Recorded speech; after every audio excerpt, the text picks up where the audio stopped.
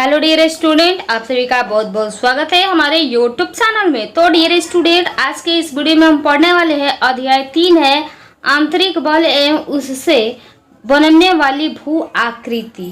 Class 7 का जो है हमारी दुनिया यानी भूगोल है, तीसरा अध्याय है। इस वीडियो में जो है इसके प्रश्न अभ्यास को हम देखने वाले हैं। तो अभी तक आपने नहीं हमारे चैनल को सब्सक्राइब किए हैं तो हमारे चैनल को लाइक कमेंट शेयर सब्सक्राइब जरूर कर दीजिएगा। तो चलिए वीडियो को करते हैं स्टार्ट, वीडियो को कंटिन्यू देखते रहिएगा। सीधा हम चलते हैं प्रश्न अभ्यास की तरफ। ठीक है, इसका जो प्रश्न अभ्यास क्या कह रहा है, यहाँ पे देखिए कह रहा है सही विकल्प को चुनिए। सही विकल्प क्या करना है, चुनना है। पहला कह रहा है छोटा नागपुर क्या है। एक पठार है, एक मैदान है, एक झील है, एक पर्वत है। तो क्या है छोटा नागपुर, तो छोटा नागपुर जो है एक जो है पठार है। ठीक है, कौन नंबर जो सही हो जाएगा। दूसरा है भू सतह पर भूकंप के केंद्र के ऊपर स्थित स्थान क्या कहलाता है। क्रेटर, अधिकेंद्र, लावा, भूपटल। ठीक है, तो क्या कहलाता है, ख नंबर जो है सही हो जाएगा, अधिकेंद्र। ठीक है, आगे देखते हैं। आगे कर रहा है भारत को कितने भूकंप तीव्रता के क्षेत्रों में बांटा गया है। 5, 4, 3, 7। तो कितना हो जाएगा, ख नंबर जो सही हो जाएगा 4। सतपुड़ा पर्वत उदाहरण है। ठीक है, तो इसमें आपका जो हो जाएगा घ नंबर सही हो जाएगा। ठीक है, अब देखिए कर रहा है सही मिलान कीजिए, मिलान करना है। तो हिमालय को मिला दीजिएगा कहाँ, तो हिमालय को आपको मिलाना है यहाँ पे वलित पर्वत पे। फ्यूजियामा इसको मिला देना है, यहाँ पे दिया है, को में मिला दीजिएगा। ठीक है, संचयन पर्वत, अरावली को कहाँ मिलाना है, यहाँ पे देखिए अवशिष्ट पर्वत। ठीक है, दक्कन को मिलाना है लावा निर्मित पठार। ठीक है, अब चलिए आगे कह रहा है अधिकेंद्र, उद्गम केंद्र, सिस्मोग्राफी, रिक्टर स्केल, इसको जो है लिखना है, इसका जो है डिफिनीशन देना है। ठीक है, तो इसका डिफिनीशन चलिए हम यहाँ पे बता देते हैं। इसका डिफिनीशन क्या है, देखिए पहला पूछ रहा है अधिकेंद्र, तो अधिकेंद्र यहाँ पे लिखा है। ठीक है, अधिकेंद्र, तो देखिए इसका जो है फुल लिखिएगा उद्गम केंद्र के भू सतह पर उसके निकटतम स्थान को अधिकेंद्र कहते हैं। ठीक है, उसके बाद से जो है उद्गम केंद्र। ठीक है, तो उद्गम केंद्र यहाँ पे लिखा है। ठीक है, लिखिएगा भूपटीय के नीचे का वह स्थल जहाँ कंपन शुरू होता है उद्गम केंद्र कहलाता है। ठीक है, अब चलिए अब कर रहा है सिस्मोग्राफी, उसके बाद से रिक्टर स्केल। तो यहाँ पे लिख लीजिएगा भूकंप की तीव्रता सिस्मोग्राफी से मापा जाता है।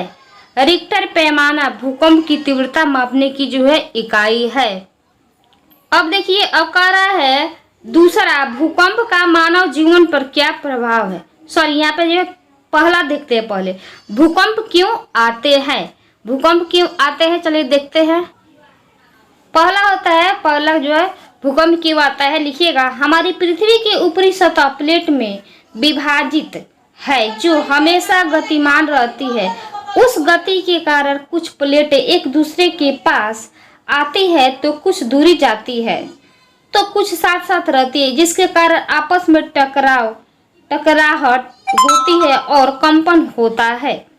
उसी कंपन को जो भूकंप कहते हैं। ठीक है, उसके बाद से थोड़ा सा इसमें जोड़ लीजिएगा, उसके प्रभाव से कई भूभाग धंस जाते हैं तो कई उभर जाते हैं। ये घटनाएं यदि मानव जो है बसाव वाले क्षेत्रों में होती है तो अत्यंत जो विनाशकारी होते हैं। ठीक है, चलिए दूसरा कह रहा है भूकंप का मानव जीवन पर क्या प्रभाव पड़ता है। भूकंप को जो है मानव जीवन पर क्या प्रभाव पड़ता है, देखिए यहाँ पे लिखिएगा भूकंप से जनधन की हानि होती है। भूकंप के कारण बाढ़ आता है, तो भूकंप के कारण कैसे बाढ़ आता है, जब भूकंप जो है डगमगाती है तो जो है नदियों का रास्ता जो है मार्ग जो होता है आगे जो है बढ़ जाता है, अपना जो रास्ता दूसरा चुन लेते हैं, जिसके कारण जो है बाढ़ आ जाता है। भूकंप के कारण भवनें अस्त व्यस्त हो जाते हैं। जब भूकंप आता है तो भवनें जो है टूट फूट जाती है। ठीक है, तो चलिए हम आगे देखते हैं। अगला कर है ज्वालामुखी किसे कहते हैं। इसका उत्तर है तीसरा का पृथ्वी के अंदर ताप एवं दाब के कारण चट्टान यानी पदार्थ पिघली अवस्था में होती है, जिसे मैग्मा कहते हैं। यह सदैव गतिशील रहता है। जहाँ कहीं भी पृथ्वी की परत कमजोर होती है, वहां से यह धरातल के ऊपर धुएं, भाप, राख, आग, गर्म जो है तरल के रूप में निकल जाता है, जिसे हम ज्वालामुखी कहते हैं। चौथा नंबर का है पृथ्वी की आंतरिक शक्तियों के परिमाण स्वरूप निर्मित होने वाली स्थलाकृतियां कौन कौन सी है, वर्णन कीजिए। ठीक है, तो आप लोग लिखिएगा यहाँ पे पृथ्वी के बल। ठीक है, आंतरिक बल यहां से जो है लिखिएगा। ठीक है, आंतरिक बल वाला जो भी आएगा वो लिखिएगा, वही चौथा का जो है उत्तर होगा। अब चलिए कर रहा है पर्वत के प्रकारों का उदाहरण सहित वर्णन करें। पर्वत जो है कितने प्रकार के होते हैं। देखिए यहाँ पर कह रहा है पर्वत भी कई प्रकार के होते हैं। वह लित पर्वत, उसके बाद जो यहाँ पे पर्वत वाला नाम लिखा है वो आपको लिखना है। उसके बाद से इसके बारे में जो है दिया है लिख लीजिएगा। ठीक है, नहीं तो वीडियो बहुत ज्यादा लंबा हो जाएगा। 6 नंबर का है भूकंप से होने वाली क्षति से हम कैसे बच सकते हैं। तो यहाँ पे देखिए 6 नंबर का उत्तर लिखिए। सबसे पहले तो हम घबराएं नहीं चाहिए, घबराना नहीं चाहिए। मजबूत मेज, पलंग या चौकी के नीचे छिप जाना चाहिए। आग वाले सामान, चिमनी, कमजोर छत या कमजोर दीवार से दूर हटे। ठीक है, वहां से आए लिखिएगा फिर से। खुली जगह मैदान में जाना चाहिए। बिजली के खंभों, वृक्षों से दूर रहना चाहिए, क्योंकि यह उखड़कर आपके पास गिर सकता है। भूकंप से बचाव के लिए भवन निर्माण में भूकंप रोधी तकनीकी का इस्तेमाल करना चाहिए। प्राथमिक चिकित्सा बॉक्स तैयार करना रखना आदि होता है। ठीक है, यही आपको लिखना है।